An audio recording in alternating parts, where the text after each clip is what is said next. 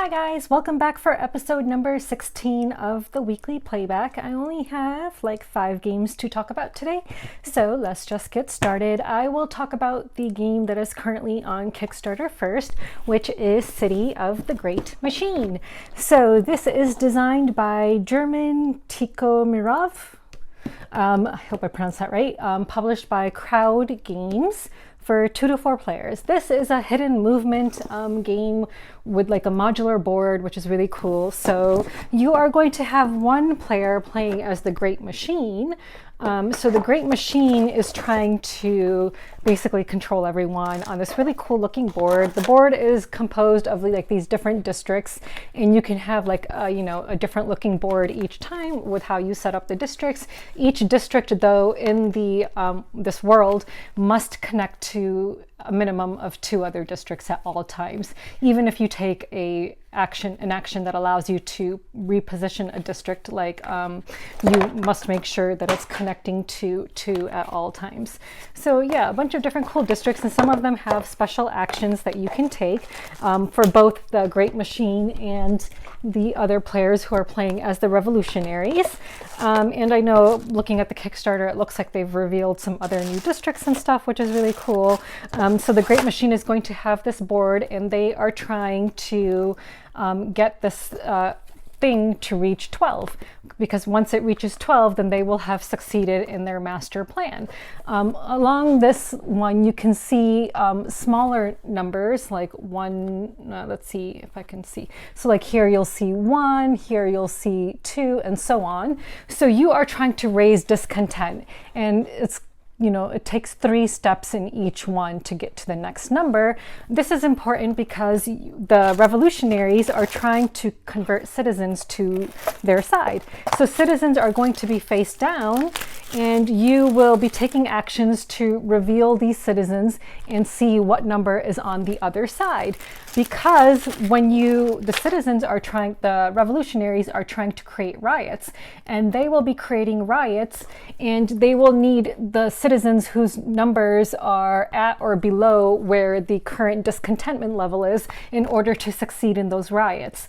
So like, let's suppose the discontentment level is only at 2, and you decide to start a riot in a certain district. If your citizens are of levels like 5 and 6, then you're going to fail. So you will be able to identify citizens and move them around the board, which is really cool, secretly. And then when you want to start a riot, you're going to reveal all the citizens so that the Great Machine will also see which citizens are there now. And once you reveal them, they stay face up, and then the Great Machine can even try to arrest those citizens in future turns. So it's a really cool game. There's a lot of strategy to this, which I absolutely love. I personally love like one versus many games and playing them only as a 2-player game. So the thing is, when we started playing this, it started out as a 2-player game. It was just me and one other person, so I was controlling all 3 heroes. And then another friend showed up late, and so I let him control 1 hero, and then I controlled 2. We brought him up to speed. He's a gamer. He plays board games regularly, so it's not like he doesn't understand board games. But generally speaking, I think it's difficult to achieve your objective in a 1 versus many game if you're playing as the many, when you can't effectively communicate in front of the other person, the 1 player, because you don't want to give away your entire strategy by communicating it. And I don't think it's fair to ask the other person to get up every time and leave the room if we want to talk. So that's why I prefer 1 versus many games as simply 2-player games. Other people might feel differently. But yeah, if you want to get more of an overview of how this game is played, like, there's different cards that the revolutionaries have, and they secretly reveal those, indicating where their revolutionary is going to move to, their hero, and then the Great Machine will take their turn after they secretly pick their cards. And then once the Great Machine has taken his turn, because he may try to have a raid in a certain district, then the revolutionaries reveal their cards and indicate which districts they're moving to. And if they happen to move to a district where there's going to be a raid, then the Great Machine is going to advance on either their master plan, or they might be able to detain between your hero, you know, so it's a really cool game. I really like that aspect of it, like, you know, of, you know, the Great Machine trying to anticipate your moves as well. I think that's really cool. I do think it's really hard to earn the currency you need to take certain actions in this game. At least I think it's difficult. And I've read comments online that people felt that it was also difficult for the Great Machine to do so, the Great Machine player. But in our game, I felt like the Great Machine had a crap ton of currency, and I was like, how is he getting so much? Well, I felt like we were having more difficulty getting currency, which is trust for the revolutionaries. Yeah, but I think this is a really cool game. I absolutely love the artwork. I was super excited at the opportunity to play this game and preview it and review it, because it's got a steampunk theme in Victorian England, which, you know, Victorian London, which I absolutely love. I'm obsessed with London. I'm obsessed with all things steampunk, as you can tell by my logo. Well, not all things steampunk. I think that's a bit disingenuous because I don't, like, you know everything steampunk that there is, but I absolutely love the artwork and stuff like that. So I was like super excited to check this out. And yeah, if you are into one versus many games, I would say check this out. You know, I've played like games like Letters from Whitechapel, Whitehall Mystery. I'm trying to think of any other one versus many games I might have played. I don't know. The minis, I've already packed this up. Let me see if I can show you some minis in case you guys want to see those, though I'm sure you can see them much better in the Kickstarter. But yeah, there's like cool minis. You know, since these aren't painted, it was really difficult for for the Great Machine to keep track of which ones were his, because they all look different. Even the servants look different. So I think, you know, when my production copy of this game arrives, I don't paint minis. Maybe I'll hire someone to paint them, or I might just stick like a little droplet of paint on all the servants to keep them separate from the heroes. I don't know, maybe I'll come up with some system to do that. So yeah, so this is only on Kickstarter for like, I think 6 more days or something like that. We'll get to that part, and you know, actually I'll just look at it right now. So this, yeah, the deadline to back this is November 19th, so it's on Kickstarter for 7 more days. Yeah, 3:20 p.m. Eastern Standard Time on Friday, November 19th. So you still have time to back this if you are interested. I like it, yeah. So if you like one versus many games, you might like it too. So the next game I will talk about is Cape May. So Cape May, I was just trying to remember if I stated all the information for City of the Great Machine, but I do think I did. Did I mention the player count for that one? I think I did. Okay, so Cape May is designed by Eric Masso. It's published by Thunderworks Games. And it is for 1 to 4 players. So this is like a point-to-point movement area majority set collection game. I liked it. I only played it as a 2-player game. Oh gosh, there's a lot of components in here because it comes with all these chunky buildings. So the board is really big, so I'm not going to take it out. Maybe I'll just throw up a picture of it. So you are just going around Cape May, which I'll be honest, when I really wanted this game because I thought it had to do with Cape Cod, but Cape May is actually a place in New Jersey, apparently, which, you know, did ruin the illusion a little bit of this game for me, but that's fine. I've never been to Cape May. I have been to Cape Cod. So yeah, so in Cape May, you are building up businesses and homes. So you are building up, you know, let me just take out a player colors tokens here. So first you're going to build them up with these cardboard tokens. So when you build a location, you will first place down the cardboard token to indicate that you've built a house there. So that's the one for the house, and this is the one for the business. Building up businesses early on will get you a lot of income, which is, you know, I guess great if you want to earn income. You only earn income several times in the game. There's like a track, like a seasonal track. Yeah, there's a seasonal track, and I think you only earn income 3 times in the game, I believe. So you can increase your income track level by building buildings, and then when you get to those income spots in the game, you'll earn the income. And you need income because that's what you're using to build buildings and stuff. But, you know, one of the main actions you can take is to get income, I believe, if I remember correctly, if you're low on it. But let me just double check. I believe it is. So yeah, take actions, play movement card, blah, blah, blah, upgrade, yeah, collect money. So you are building those buildings, and once you've built the cardboard buildings, you can upgrade. So then when you upgrade, you can put down the plastic buildings, the houses and the stores, the businesses. Let me just show you a house. So yeah, they're really nice. Like, I mean, check that out. Yeah, super nice and chunky. So, you know, obviously they will be worth more points, and where you build your building matters because it's harder to build buildings in certain types of terrain. So, oh gosh, my eye. So you have like sand, gravel, dirt, and something else. Sand, gravel, dirt, and I'm forgetting the other one. There's something else. And it's harder to build buildings on sand, so you will get the most points for those. Oh, grass. Grass is the other one. So you get the most points for buildings built on sand, and then dirt, then grass, then gravel. So yeah, so it's really cool. So you're just, you know, moving around a board, trying to build buildings, increase your income level, but there's also some set collection going on. So there are these like bird tokens. Like if you land on a spot that has a bird, then you can randomly select a bird token from this bag, and you can get set collection points for these birds. I was very busy in collecting birds. So yeah, my opponent was busy in building buildings, especially the business ones, so his income level went up pretty high, whereas I was more concerned with getting bird tokens because I was having a really hard time building buildings, because also you can only move in certain directions on some of the roads. They're like one way, and you can't like immediately go back to like a place that you started.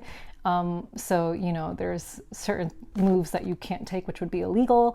So yeah, so it is hard to upgrade buildings and stuff like that, but it's a pretty cool game. I really liked it. We both really liked it. We thought the rules are very simple, but you know, it's a fun game. It's like a fun city building economic game. So yeah, so if that's your kind of thing, I would recommend it. I like that the rule set wasn't very difficult. Like I, was able to learn it and teach it very quickly. There's also these like different kinds of cards you can play, so you can earn and play different kinds of special ability cards as well. So yeah, it's a pretty cool game. It's a pretty board. I like it.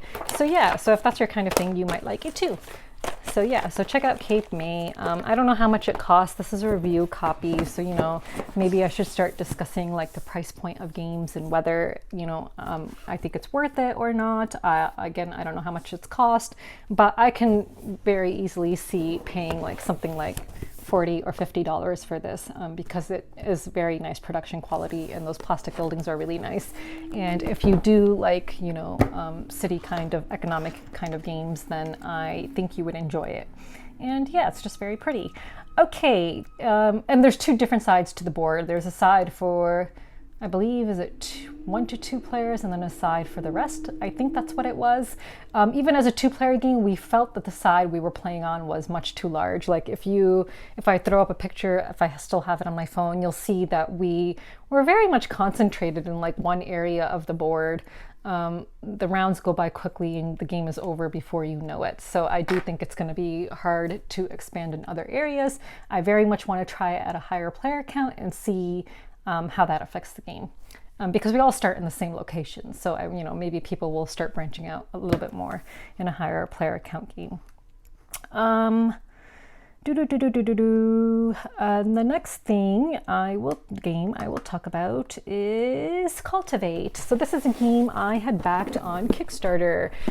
This is designed by Austin Foss, Jake Sells, and Jenna Ratk.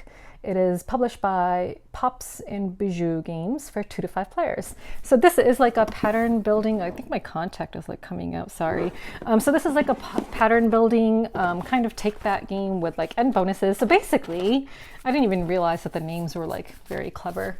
So there's like Pierre Amid Scheme. So like pyramid scheme, Pierre Amid Scheme, Pyramid Scheme. There's Lee Sakando. Wait, C. Sakando. What is Lee Sakando? Oh, Lisa Kondo, because she's like a real estate person. So Lee Sakando. There is Pollination. I don't know what Pollination is supposed to be. She's like some kind of a celebrity or something, or like talk show host maybe. Or is she a political pollination? Pollination? Like, oh yeah, maybe like pollinating stuff. Okay, so pollination, yeah, because it's like buzzwords. The pain is sweet and hive mind. So yeah, so this one has to do with pollination. Then there's Rhino Hunter. He is a Poacher. So it says poach the vote, arrow-minded, and child life over wildlife. Okay, I don't know. And then there is Surely You'll Die. So Surely You'll Die.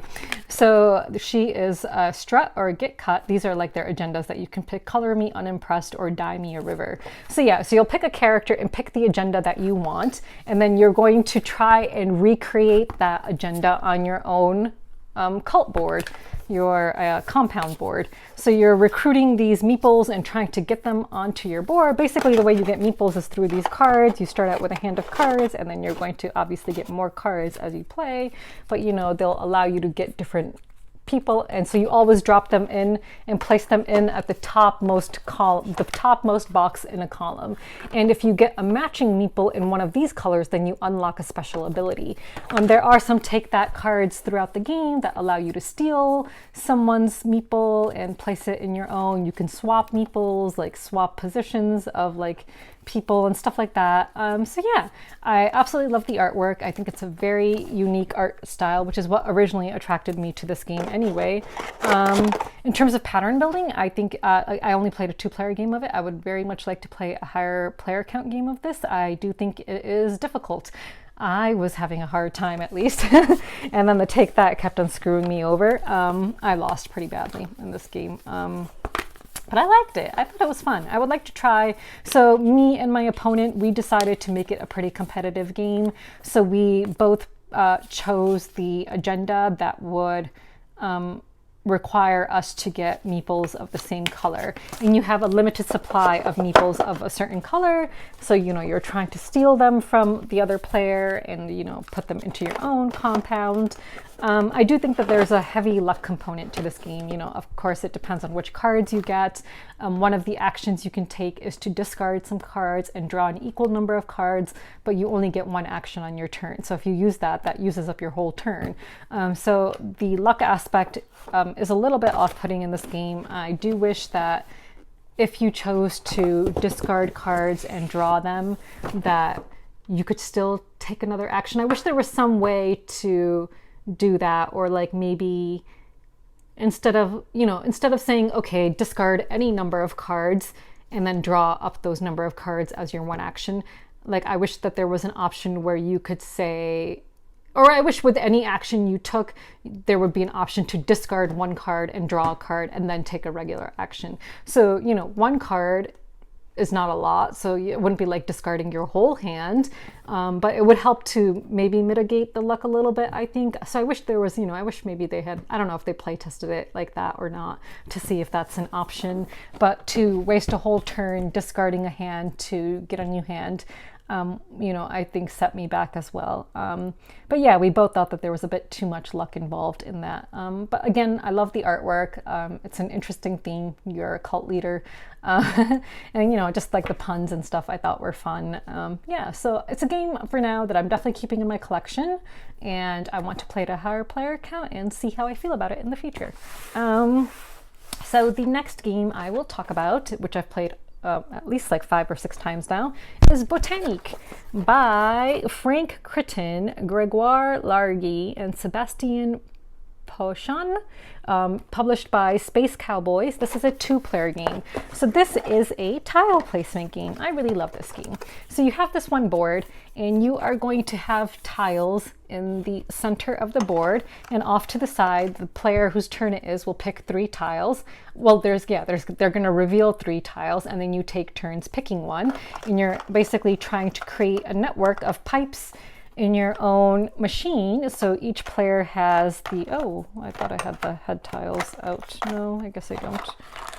Where are they? Let's see. Okay, so each player has, no, that's not it. No. No. Okay, I've created a mess and I don't even know where those tiles are. Oh my gosh. Okay. Where are the starting tiles? Oh my gosh. Okay, well, the starting tile is just has one pipe connection, and okay, there we go. So this is the starting tile. So you are going to be placing tiles and connecting it. So when you place a tile, you always have to place it orthogonally adjacent. So the first tile you place down is obviously going to be adjacent to this tile in some way. And then you want to try and connect the pipes, obviously, but you know, you don't have to start connecting them with your first turn. But by the end of the game, any tiles that do not have a connection leading back to the starting tile will be removed and they won't score. So you are basically creating a machine and you want to create them in groups of colors, basically. So any tile that is a grouping with its own color will score 1 point. So you will get 1 point. It has to be a minimum of 3. So you have to have a minimum of 3 tiles of a certain color, or, you know, adjacent to each other in a group in order to score 1 point for those. Then you will also get points for flowers. And for flowers like this, they have to be connected to a tile of their own color in order to score 1 point per flower. So yeah, so there's different colors. There's blue, green, red, and yellow and black. So you are going to have 5 tiles. 5 tiles on a board here. And it's interesting, when you draft a tile, you are going to either put it on your own side or on the center tile.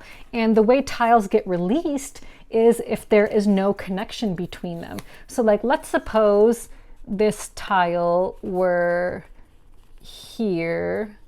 Yeah, so like, let's know that won't work. Let me,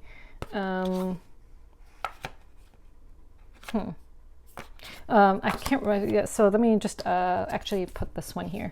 Okay, so let's suppose this tile were here. I could not put this one here because when you place down a tile, it has to be of either the same type, has to be like the same shape, or of the same color. So if this tile were here, I could not put this one here. However, if this tile were here, and let's suppose I had this blue tile up here, so obviously they're the same color, so then I could place, like, say, this red tile here, because it's a different shape than this blue one, and that would release this tile, and then I could place it into my own machine. You can also basically strategically end up releasing tiles that belong to your opponent that way. Like, so let's suppose I have a tile that I really want to release, and I can see that there's a tile that would not be good for my opponent to put in his machine at that point in time because he may not be able to connect it by the end of the game. Then I may want to strategically release a tile that way. So it's a very unique mechanic of releasing tiles that way, and both my opponent and I really liked it. Like I said, I've played it a number of times. There are these Mecha Botanist tiles, which if you end up releasing it, then you can exchange it for any tile in that middle row, which is cool. Yeah, but they kind of work the same way. So you have to, like, you know, be careful about the color that is behind the Mecha Botanist. So yeah, so if you're looking for a really good thinky 2-player game, I highly recommend Botanik. It is definitely one of my go-to 2-player games. I really like it. So yeah, and Space Cowboys, they're the same publisher who have published games like Jaipur, which is also a 2-player game. I actually don't know what else they've published. I just know Jaipur. I feel like I have another one of their games too. Okay, so that is Botanik. Now let's talk about a game I do not own, but I finally got to play, called Istanbul, which came out in 2014. Oh, I have not been mentioning in years, have I? Botanik is a new game that came out in 2021. All of these have come out in 2021, except Istanbul. So Istanbul is designed by Rudiger Dorn and published by Pegasus Spiel. It's for 2 to 5 players. So I'm sure most of you have probably played Istanbul. I think I was like one of the few board gamers left who had not played it. But you know, everyone said that I needed to play it, so I finally did. It's like a pick up and deliver kind of game, like worker placement, like you're moving around your merchant, and below him are like a number of discs. So when you move to a location, you drop off the disc if you want to take that action. And then, you know, you need to go back to the fountain if you want to collect all of the discs again to be able to do, you know, take more actions. You're basically trying to get to 5 rubies first in order to win the game. You know, there's a variety of actions you can take around the board. You're trying to collect resources, then resources to get rubies. You know, there's money, there's cards that will allow you to maybe take a special action and stuff like that that you can acquire as well.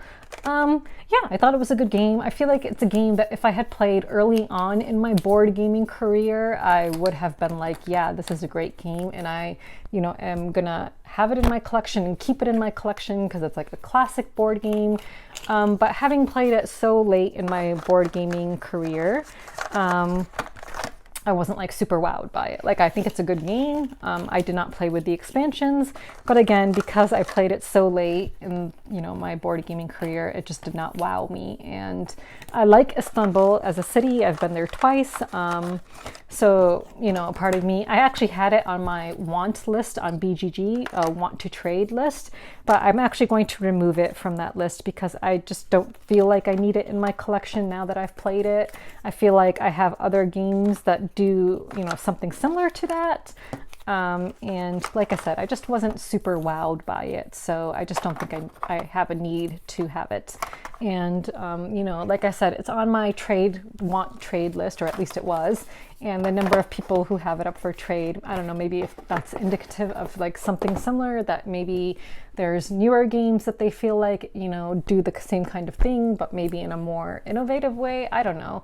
Like I said, it was my first time playing it. Didn't play it with any expansions. Maybe I should play it with expansions before I decide to write it off from acquiring it completely.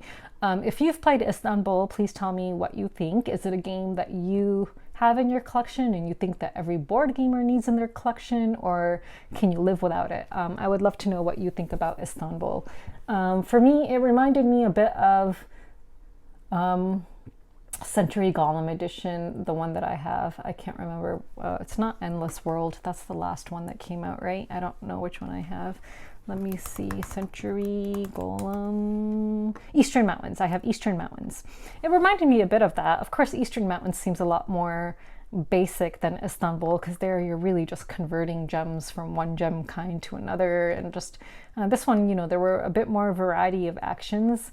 Also, I do feel like, you can see when someone is acquiring rubies and the game is the game end will trigger when someone has collected 5 rubies, and then the other players will get 1 turn. You can kind of see how the game is going, and it just became, when one of my opponents collected his 4th ruby, I was able to collect my 3rd ruby, and then he collected his 5th, and I just knew that there was like nothing I could do. And even as he was, getting his 4th one, I knew that like the game is basically over, like just looking at his board.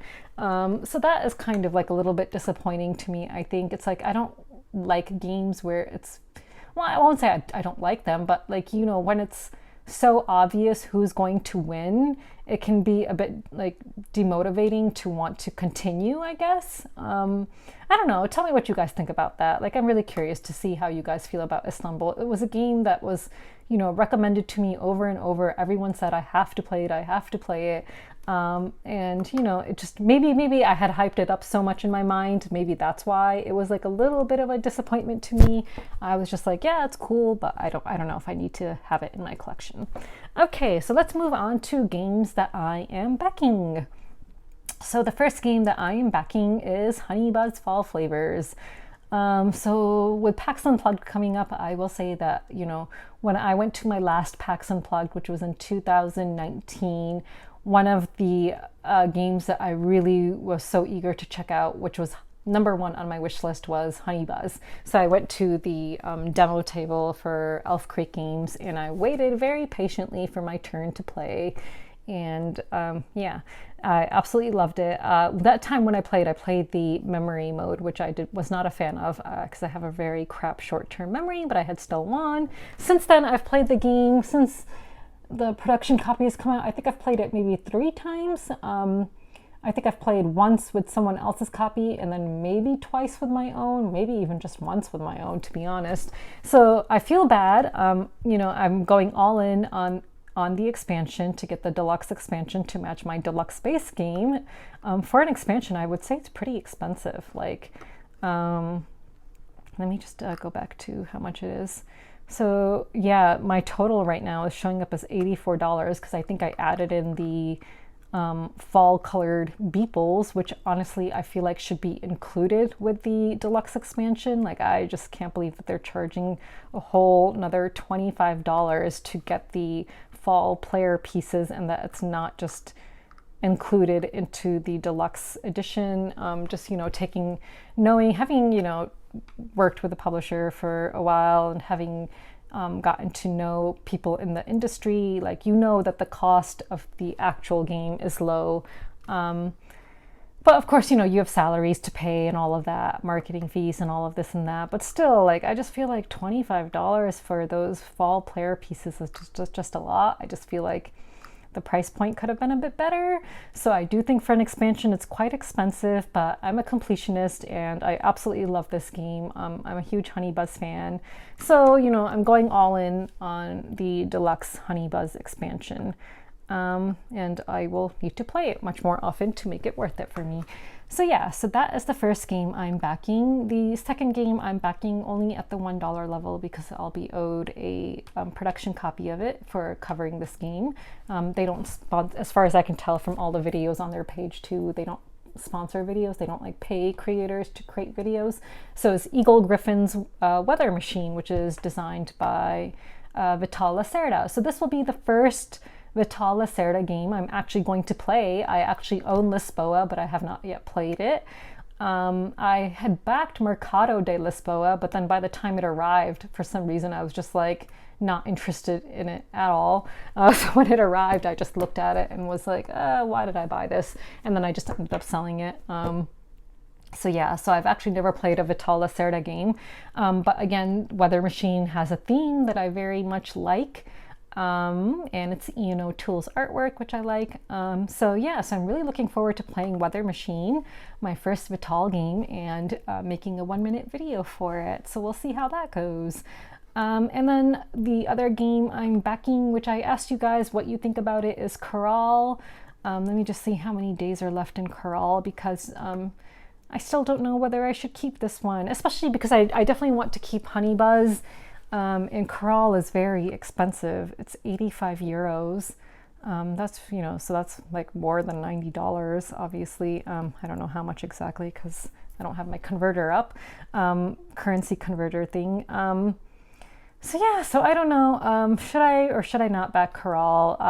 I should probably go look at your guys' comments again because I can't remember seeing any comments about Caral when I made my last video asking if I should back it or not. So if you are backing Caral, please tell me why or why not. I actually ended up keeping my pledge for Paint the Roses, and that completed yesterday. So I got charged the money for that, which was also very expensive. So I should probably not back Caral because I did end up keeping Paint the Roses, and I'm going for this Honey Buzz, which is very expensive. So I feel like I should get rid of Caral at this point. Let me know what you think. Yeah, please tell me. I think that the deluxe is only going to be available on Kickstarter. Is that right? There's only 3 days to go, so yeah, please tell me. I'm making this on a Friday, so it's going up on a Saturday, so please tell me whether or not I should keep it. I think it's only... There's a really cute llama alpaca, actually, mini. Oh, with 2 additional dice. Oh, that alpaca mini looks really cute, though. Oh, gosh. Is the deluxe only available here? I don't know. Well, I won't waste your guys' time just scrolling down to check, but I think it might be, right? If you know, please tell me. Maybe I'll go to Alex's board game channel and find out. I'm sure he knows. Okay, so those are the games I'm backing in City of the Great Machine at $1 because I'll be owed a production copy of that. So tell me what you're backing, and please let me know if I should back Caral. Okay, let's go on to questions and commentary. So one question was, what are my thoughts on Ark Nova? I actually have not played Ark Nova. I'm hoping it'll be at PAX Unplugged so I can check it out because, I've heard a lot about it.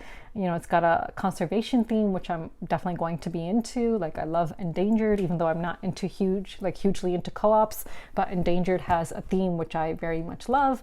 And actually it was really good. I actually really, really enjoyed Endangered. I felt like I was sitting on the edge of my seat. So yeah, I hope Ark Nova is available at PAX Unplugged for me to try out. Any thoughts on a YouTube live question and answer or chat? I've actually done a couple of live videos on Facebook from my Facebook account for Board Games in a Minute. a handful of people would tune in. I've not actually considered doing a YouTube one, so I guess I will ask you guys, would you be interested in a live chat? Let me know. One of the things I've, I asked last week about a Patreon or Ko-fi.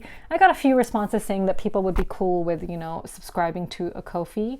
One of like the pledge levels would be, playing games with me for a higher tier, like a live game.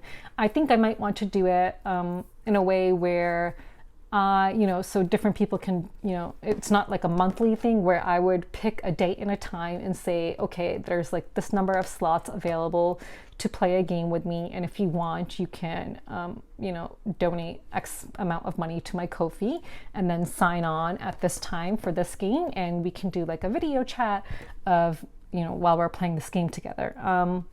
So that's something I'm definitely going to have set up in my Ko-fi thing, when I'm, I'll get a proper schedule going and stuff like that. But yeah, if you guys want to do a live YouTube video, a live question and answer session or chat, let me know. And, if you're interested, let me know what times and days of the week work best for you. Because if I do it, I definitely want questions to answer. I don't want to just be sitting there by myself and babbling on. So let me know if you are interested and what times and days of the week work best for you. And keep in mind that I am Eastern Standard Time. I live in New York. The next question I will answer, I've been asked a couple of times whether I'm backing Bardwood Grove. Actually, the Kickstarter for it might have ended by now. I don't know if it's still going on. Let me check. I am not backing Bardwood Grove. The reason being because I went all in on Merchant's Cove, actually late pledge. I was not an original backer of it, and I ended up paying more for it because, Bardwood Grove is already over anyway. That ended on quite a while ago. So I guess November 4th. I was a late backer, late pledger of Merchant's Cove, and I have not even opened it. I've opened it and sorted it. I have not played it. And I've actually packed it away in a box, thinking that I might not end up playing it for quite some time. So for that reason, I ended up not backing Bardwood Grove. It sounded very interesting to me, and it sounded like a game I would really love. And so I had actually reached out to the designer to ask him if I could review it for the Kickstarter. I had reached out a bit too late. The review copies, were accounted for. But the reason I didn't back it is because, money is tight, and maybe I'll see if I can get a review copy of it in the future to check it out, because someone said it has like a deck building aspect to it. I guess it's not as big a game as Merchant's Cove. So one of the things that's kind of putting me off from wanting to play Merchant's Cove is how big it is. And I've heard some really great reviews about Merchant's Cove, so I probably should play with my copy at least once at some point. That's why I didn't back Bardwood Grove. So those were the only questions I received, I think. If I missed a question, please leave it again below in the comments, and I'll make sure to get it this time. So let's just talk about PAX Unplugged, because PAX Unplugged is like a month away, I think. So it's just 4 weeks away now. Let me just look at a calendar. 1, 2, 3, 4. Yes, 4 weeks away now, exactly. Oh, I should show you guys my lanyard. So I have gotten a Gryffindor lanyard, and I've put some pins on it. I'm probably, it's going to be a winter month, so I'm probably not going to be walking around wearing a Board Games in a Minute shirt. So you will be able to recognize me by my lanyard, hopefully. And I'll, basically post on Twitter or wherever, like, oh, I'm wearing this today. If you see me, say hi if you want to play games. Because, I was just thinking today, actually, I had a bit of a long drive to a doctor's appointment today. And I was just thinking it would be fun to just play games with a bunch of different people, new people that I have not met. Like, I have local friends going to PAX Unplugged, and in previous years I would of course play games with them, but I play games with them all the time. so it would be fun to check out the games that are on my to play list from the first look section and arrange to play with them with you guys. If any of you are going to PAX Unplugged, I'm planning on making a list of the games that I definitely want to check out from the first look section. and maybe we can plan to meet up at a certain time to play those games. I think that would be super fun. So yeah, let me know what you think is a good way to go about arranging that. I know not everyone follows me on Twitter. I feel like I am on Twitter the most because it's just very easy to like post something quickly on Twitter and be like, oh, I'm here, I'm doing this today. Like I kind of, you know, have like thought vomit on Twitter where I'm just, you know, just telling all my thoughts about everything. Like lately I've just been posting a lot about The Mandalorian because I'm absolutely obsessed with Baby Yoda. He is just so cute. So yeah, so I would absolutely love to play games with you guys. So if you're gonna be at PAX Unplugged, let me know. I've already taken a look at the first look section on BGG. I've already like, you know, written down a couple of games that I definitely want to check out. I think Corrosion was there. I think there was like, God, what's that? Living Forest is a game I definitely want to check out. But yeah, I'll make a list, and I think Botanik is going to be at first look. So, you know, that's a game I've played and I know the rules for it. So if you're interested in playing Botanik with me, that would be fun. I'm always happy to play that again. It's a really cool game.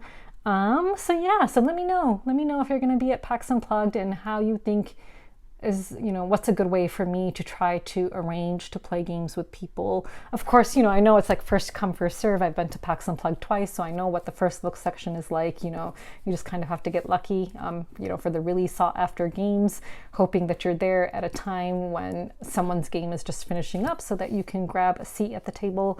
But yeah, so let me know, and let me know if you have any other questions for me. So I guess that is it. So until next time, bye.